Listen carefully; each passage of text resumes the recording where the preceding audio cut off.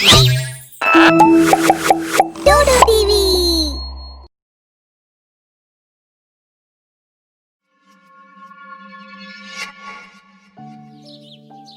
बहुत समय पहले की बात है। सुल्तानपुर नाम का एक गांव था। गांव में सेठ माखनलाल रहा करते थे। माखनलाल स्वभाव के बहुत ही अच्छे और ईमानदार व्यक्ति थे। वो अपनी पत्नी और 2 लड़कों के साथ रहते थे। उनके लड़के ईमानदार और साहसी प्रकृति के थे। भाग्यवान, बहुत दिन हो गए हमने अपनी कुलदेवी के दर्शन नहीं किए। हमें अपनी कुलदेवी के दर्शन करने के लिए परिवार सहित जाना चाहिए। कह तो आप ठीक रहे स्वामी, जैसा आप कहते हैं हम कल ही चलने के लिए तैयारी करते हैं। अरे बेटे, यहाँ तो आओ, हमें कल अपनी कुलदेवी के दर्शन के लिए जाना है। इसलिए बहुत ही व्यवस्थाएं करनी पड़ रही हैं, इसलिए तुम मेरा हाथ बटाओ। ठीक है माँ, हम भी अपने अपना सामान लेकर तैयार करते हैं और जो भी जरूरत की चीज है हम पैक किए लेते हैं, फिर आपका काम करवा लेंगे।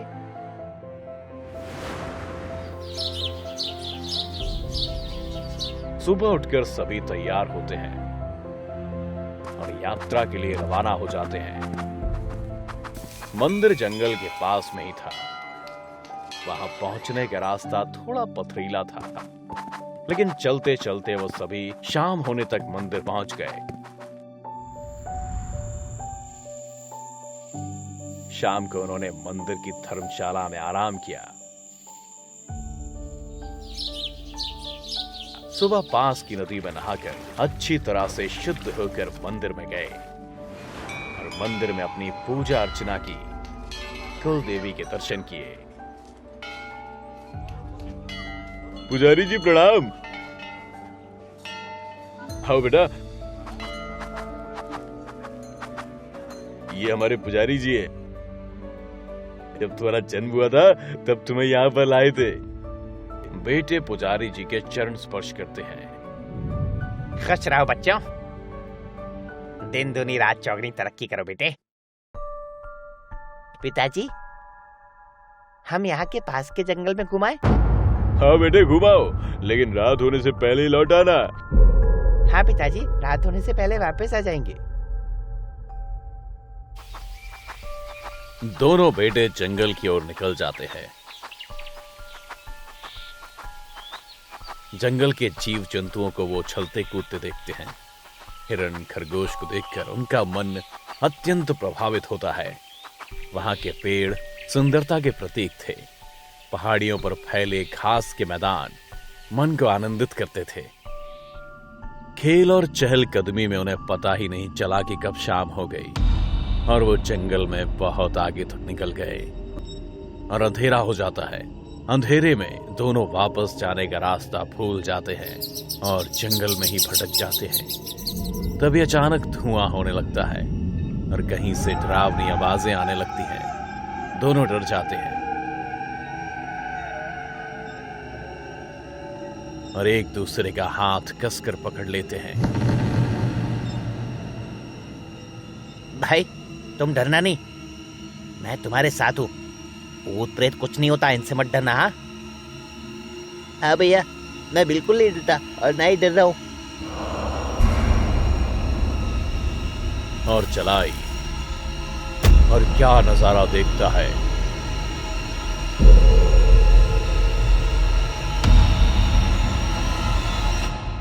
चारों तरफ कंकाल बिखरे पड़े हुए हैं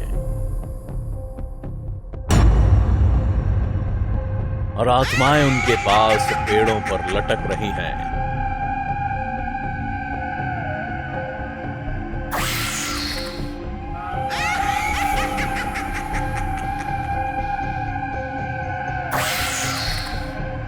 ये नजारा देखकर वो दोनों थर थर कांपने लगते हैं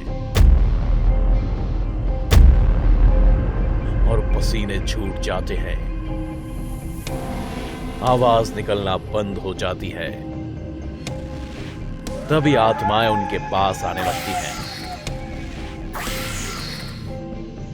और वो दोनों चिल्लाने लगते हैं। हमें बचाओ, हमें बचाओ, हमें बचाओ, हमें बचाओ। तभी एक घनघोर आवाज सुनाई देती है, रुक जाओ। एक साधु बाबा सामने से आते हुए दिखाई देते हैं। उनके हाथ में तलवार थी। साधु बाबा कहते हैं कि रुक जाओ प्रेत आत्माओं, तुम इनको कुछ नहीं कर सकते।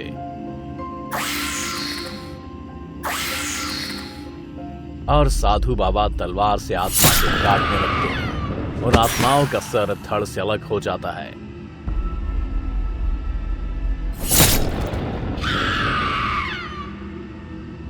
उनके सर और धड़ दोनों भागने लगते हैं, किंतु वो मरती नहीं है। कुछ ही देर में सारी आत्माएं भाग जाती हैं। लड़के साधु बाबा के पैरों में गिर जाते हैं। साधु बाबा, हम आपकी बहुत आभारी हैं। आज आपने हमें मौत के मुंह से बचा लिया, वरना आज तो हम अपनी जान से हाथ धो बैठते। साधु बाबा ने कुछ नहीं कहा और उन्हें इशारे से अपनी ओर पीछे चलने के लिए कहा। दोनों साधु बाबा के पीछे पीछे चलते हैं और एक कुटी के पास पहुंच जाते हैं। कुटी में एक और साधु बाबा थे।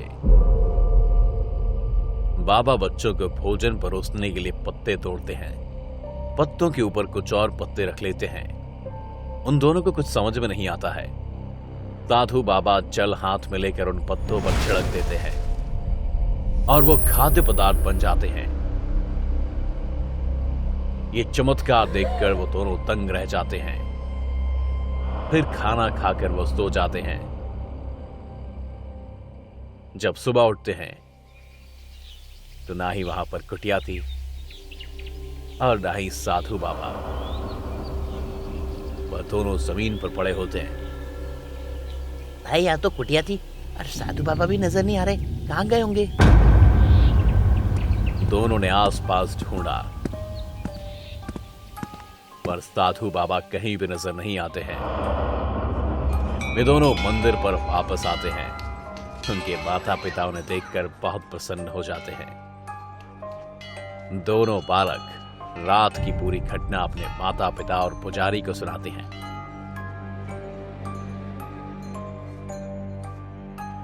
बेटा, तुम मौत के मुंह से बचकर वापस आए हो। जो तुम्हें साधु बाबा मिले थे वो एक दिव्य आत्मा थी जो भूत प्रेतों से इंसानों की भूले भटकों की रक्षा करते हैं, उन्हें बचाते हैं, उन्हें सही मार्ग दिखाते हैं। उनको फिर से प्रणाम करो। सभी साधु बाबा को प्रणाम करते हैं और अपने घर के लिए रवाना हो जाते हैं। आधी रात का समय था। अविनाश अपनी कार से लौट रहा था। अविनाश एक सॉफ्टवेयर कंपनी में काम करता है। उसने हाल ही में शहर में थोड़ी दूर एक कॉलोनी में घर लिया है जहां आसपास कुछ ही घर हैं।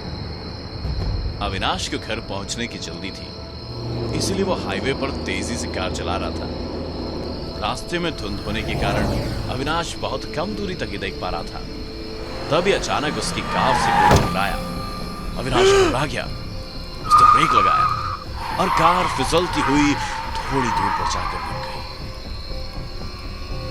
अरे नहीं, ये आखिर था क्या जो मेरी कार से टकराया? कहीं वो कोई इंसान तो नहीं? मुझे जाकर देखना होगा। अविनाश डरा हुआ कार से नीचे उतरा और आसपास देखने लगा। अरे यहां तो बहुत अंधेरा है और ऊपर से धुंध, कुछ भी नहीं दिख रहा। जरूर कोई जानवर टकराया होगा। अरे नहीं, बहुत देर हो गई, मुझे ऐसे निकलना चाहिए। अविनाश अपनी कार स्टार्ट करके वहां से चला गया। फिर 4 दिन बाद अविनाश ऑफिस से घर लौटा। रात के कुछ 11 बजे थे। वो अपनी कार पार्क करके घर की तरफ जाने लगा। तभी उसने देखा कि एक पड़ोस के घर में ऊपर के कमरे की खिड़की से एक लड़की उसे घूर रही थी। अविनाश भी उस लड़की को देखकर मुस्कुराया और घर के अंदर चला गया और दरवाजा बंद कर लिया। लेकिन उस लड़की की नजर अब भी अविनाश के दरवाजे की तरफ थी। रात के 1 बजे थे। अविनाश अपने कमरे में सो रहा था। तभी दरवाजा खटखटाने की आवाज आई। अविनाश उठा और दरवाजे की तरफ गया। उसने दरवाजा खोला तो बाहर एक लड़का खड़ा था। कौन हो तुम? हेलो सर, मेरा नाम धीरज है। मैं आपके पड़ोस में रहता हूँ। एक्चुअली मेरे घर का लॉक खराब हो गया है, दरवाजा नहीं खुल रहा।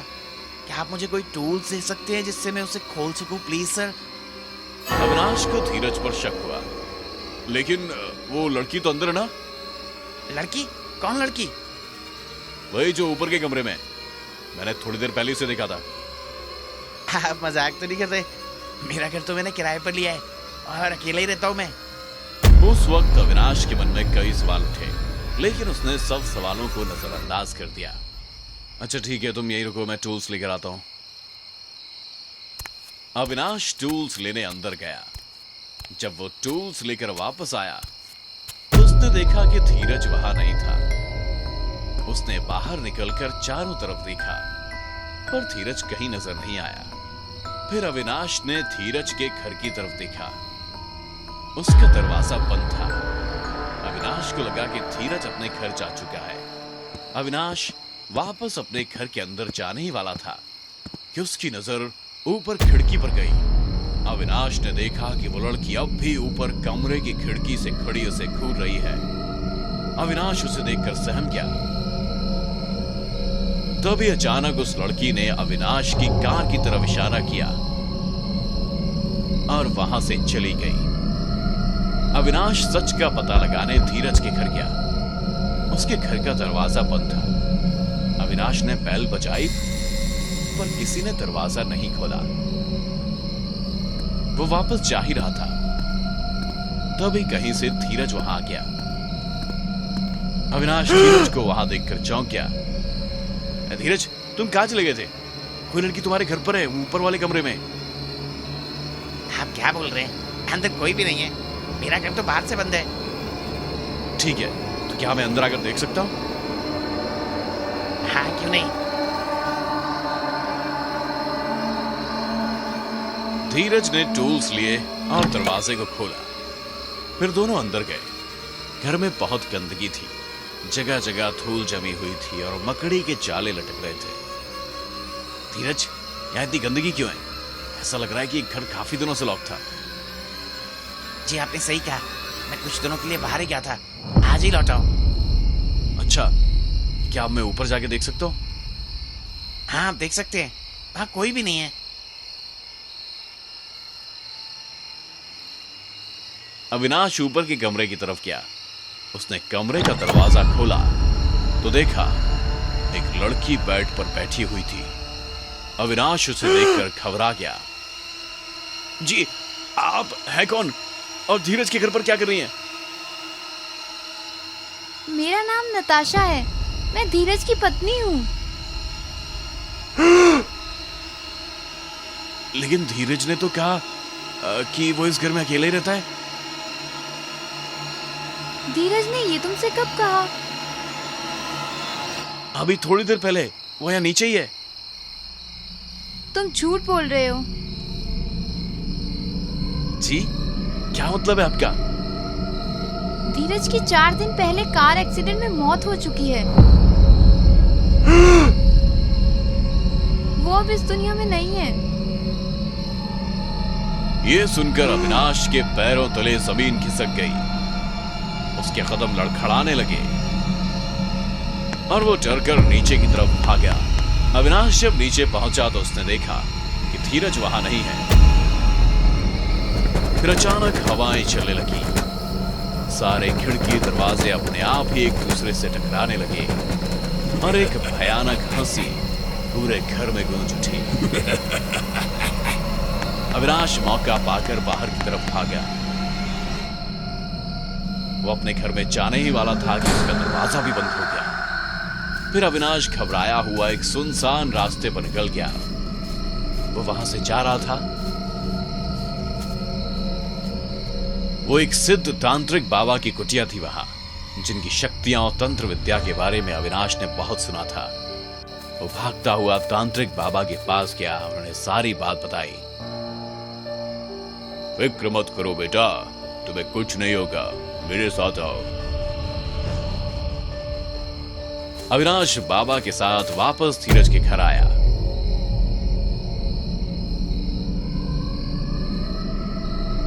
बाबा ने धीरज की आत्मा को आवाज लगाई, कहां है तू? सामने आ। तू इस बालक के पीछे क्यों पड़ा है? सामने आ।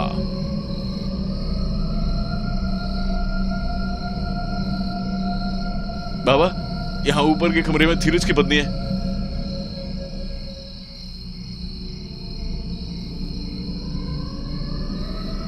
बाबा अविनाश को लेकर ऊपर के कमरे में गए। कमरे में जाते ही उन्होंने देखा कि धीरज की पत्नी भी वहां से गायब है। बाबा, वो लड़की थोड़ी देर पहले यहीं थी, मैंने अपनी आंखों से देखा था। अविनाश, जिसे तूने देखा था वो एक लड़की नहीं, उसकी आत्मा थी। तभी फिर से पूरे घर में भयानक हंसी की आवाज गूंज गई। अचानक धीरज और नताशा की आत्माएं सामने आ गईं।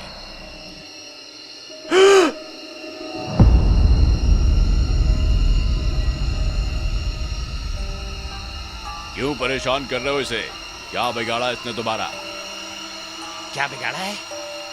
याद है ना 4 दिन पहले क्या हुआ था? मैं अपने घर लौट रहा था, तभी इस अविनाश ने मुझे एक कार से टक्कर मार दी। मैं झाड़ियों में गिर पड़ा और मर गया। मेरी पत्नी इस सदमा बर्दाश्त नहीं कर पाई और उसने आत्महत्या कर ली। हमारी मौत के जिम्मेदार सिर्फ तुम हो। अब तुम जिंदा नहीं बचोगे। नहीं, मेरा यकीन करो, मैंने जानबूझकर तुम्हें नहीं मारा। ये सब अनजाने में हो गया। बहुत कोहरा था और रात का वक्त था, तुम अचानक से आ गए। हाँ, मैंने कार से उतरकर बहुत ढूंढा, लेकिन धुंध होने के कारण तुम मुझे दिखे नहीं। मैं तो मदद करना ही चाह रहा था, मुझसे गलती हो गई, मुझे माफ कर दो भाई। देखो, जो कुछ भी हुआ अनजाने में हुआ, इसमें अविनाश की कोई गलती नहीं है, छोड़ दो इसे। अविनाश ने बहुत माफी मांगी, लेकिन आत्माओं के सिर पर खून सवार था। तभी धीरज ने अविनाश पर हमला कर दिया। वो अपनी शक्ति से अविनाश का गला दबाने लगा। अविनाश हवा में ऊपर उठने लगा, उसका दम घुट रहा था। ये देख तांत्रिक बाबा ने गंगा जल हाथ में लेकर अभिमंत्रित मंत्र पढ़ना शुरू कर दिए। ओम सिम ओम क्रीम श्रीम चामुंडाय विच्चै। ओम सिम ओम क्रीम क्रीम चामुंडाय विच्चै। बाबा को मंत्र पढ़ता देख नताशा की आत्मा गुस्से में आ गई और बाबा को मारने के लिए आगे बढ़ी।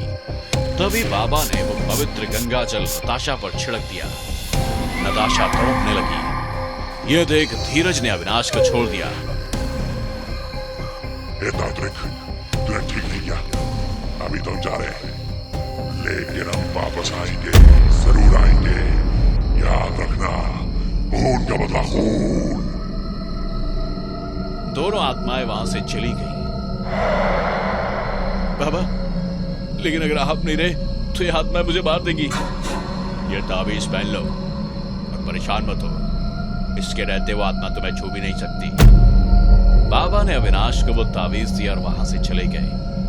अविनाश ने ताबीज पाकर बहुत राहत पाई, मगर उसकी खुशी ज्यादा दिन नहीं टिक पाई। वो कहते हैं ना, सावधानी हटी दुर्घटना घटी। ठीक वैसे ही हुआ। कुछ दिन बाद अविनाश अपनी कार से ऑफिस के लिए निकला।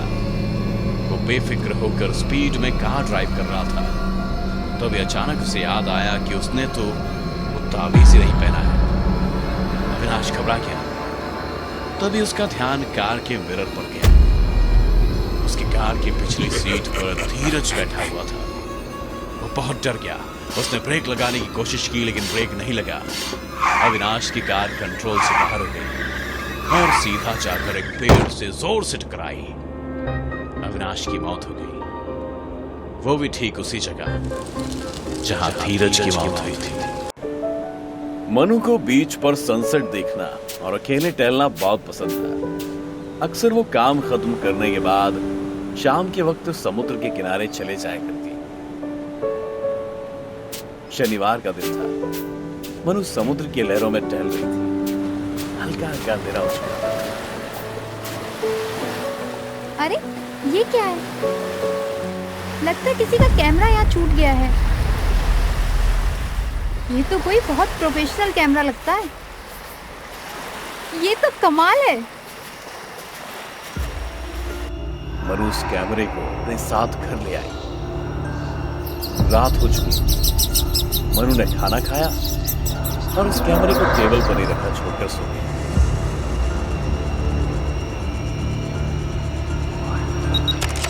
लेकिन कोई था जो अब जाग चुका था। अगले दिन मनु ने सुबह जैसे ही टीवी ऑन की, समुद्र के किनारे मिली लाश, शरीर पर मिले किसी बहुत बड़े खतरनाक जानवरों के पंजे के निशान, मौत का समय कल शाम को बताया गया। अरे कल शाम तो मैं वहीं थी, तब तो कुछ नहीं था।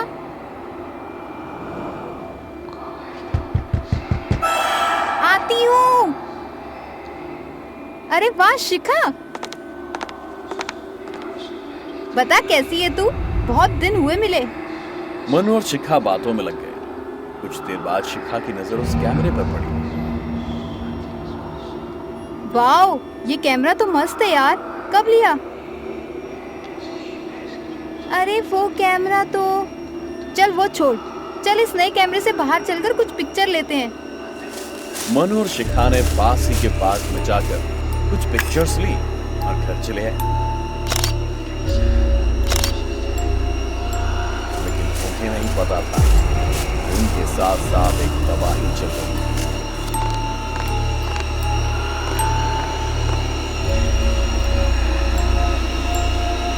तेरी सोसाइटी में पुलिस आई है, लगता है कोई क्राइम हुआ है।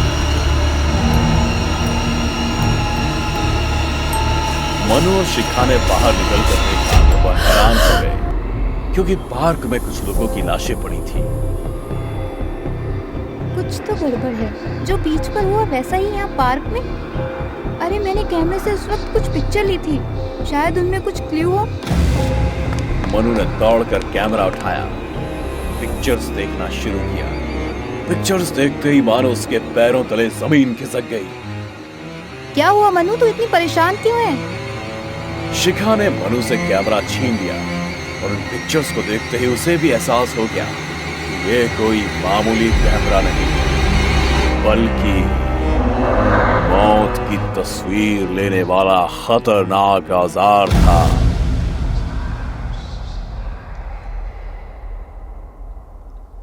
पुलिस ने जरूरी सबूत इकट्ठा करके उन लाशों को पोस्टमार्टम के लिए भेज दिया, लेकिन यह मामला पुलिस की समझ से परे था। मनु, क्या हमें इस कैमरे के बारे में पुलिस को बता देना चाहिए?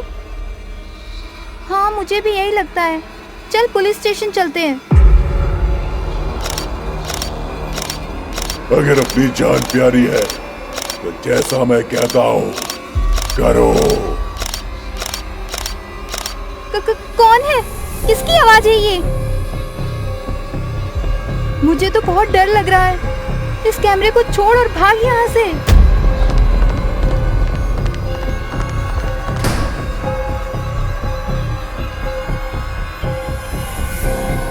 कहाँ जाओगे मुझसे बचकर?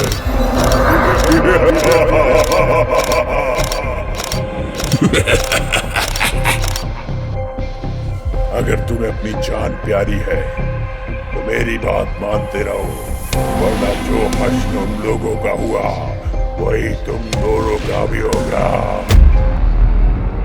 हमें छोड़ दो, जो तुम बोलोगे हम करेंगे। मैं खुद शिकार नहीं कर सकता क्योंकि इस कैमरे में मेरी जान कैद है। तुम दोनों रोज 3 इंसान की फोटो खींचोगी और मैं अपना शिकार उन्हें बना लूंगा। अगर किसी दिन तुमने मेरे शिकार का इंतजाम नहीं किया तो मैं तुम दोनों को मार कर खा जाऊंगा। अब मनु और शिखा एक शैतान के चंगुल में पूरी तरह से फंस चुके थे। रोज किसी ना किसी इंसान की फोटो खींचते, हर शैतान शिकार कर लेता। अब तक इतनी मौतें हो चुकी थी कि पुलिस के लिए केस उलझता ही जा रहा था। मनु और शिखा अपनी जान छुड़ाना चाहती थी।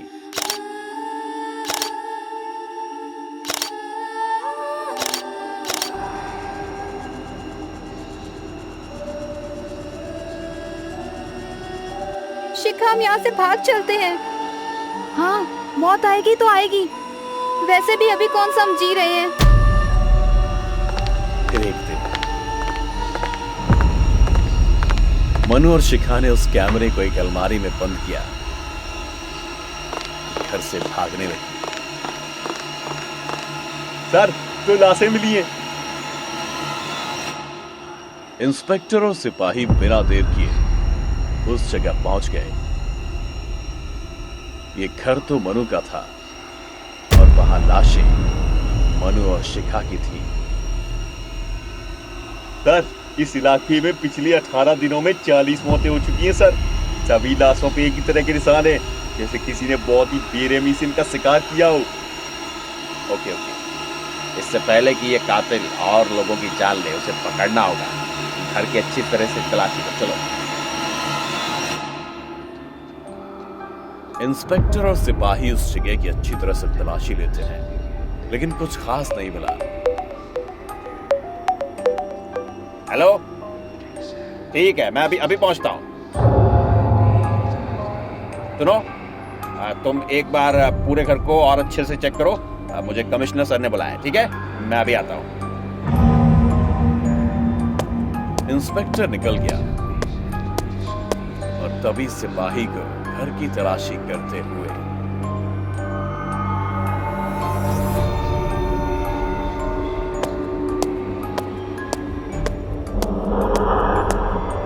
अरे वाह, ये कैमरा तो काफी महंगा इंपोर्टेड लगता है। पाइप को बट्टी कट कर दूंगा, खुद हो जाएगी। सिपाही उस घर को सील करके वहां से निकल गया। मुझे मेरा नया गुलाम मिल गया।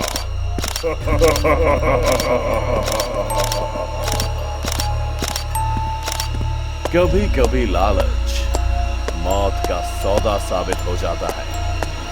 इस सिपाही को ये नहीं पता।